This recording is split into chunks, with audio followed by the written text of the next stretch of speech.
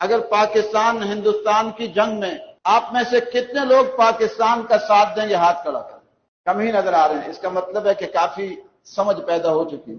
مسئلہ یہ ہے کہ پاکستان اور ہندوستان کی جنگ اسلام کی جنگ ہی نہیں ہے. پاکستان کی جنگ قومیت کی جنگ ہے.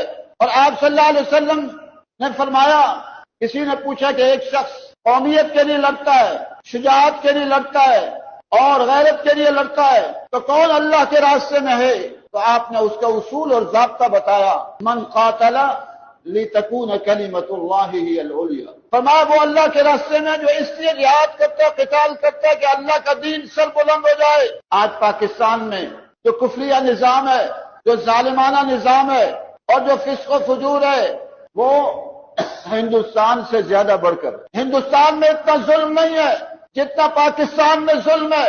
کہ لال مسجد جیسا المناک سانحہ ہندوستان میں ہوا، جوانہ وزیرستان میں اور پورے خیبر پختونخوا میں جو مظالم ہو رہے ہیں وہ وہاں ہوئے کہ ان کے اپنے جٹ طیاروں نے اپنے ہی ملک کے رہنے والوں پر ایسی بمباریاں کی ہوں. کیا ہندوستان کے اندر اس سے لوگ لاپتہ پائے جاتے ہیں؟ ہندوستان کے اندر کوئی تحریکیں لاپتہ افراد کے لیے ہیں؟ لوگ لاپتہ افراد کے لیے تحریکیں چلا چلا کر دھرنے دے دے کر تھک کر مجبور ہو کر گھروں میں بیٹھ کے اللہ سے مانگتے. کتنی مسورات یہاں بیٹھی رہی. بلوچ لاپتہ، پختون لاپتہ، اب تو تحریک انصاف کے لوگ لاپتہ، صحافی لاپتہ، علماء کرام لاپتہ. یہاں جو ظلم ہے، اور یہاں نہیں، اکثر مسلمان ممالک کا یہی حال ہے. کفریہ ممالک میں تو پھر بھی کسی نہ کسی درجے میں کوئی مظاہرے کی اجازت دے دیتے. اب سعودی عرب کا حال یہ ہے کہ سعودی عرب کہ وہاں کے کتنے علماء یہ فتوے دے رہے ہیں، حرمین کے کتنے علماء فتوے دے رہے ہیں کہ ان کی اطاعت ہوگی، حکمرانوں کی فلسطین کا ساتھ نہیں دیا جائے گا.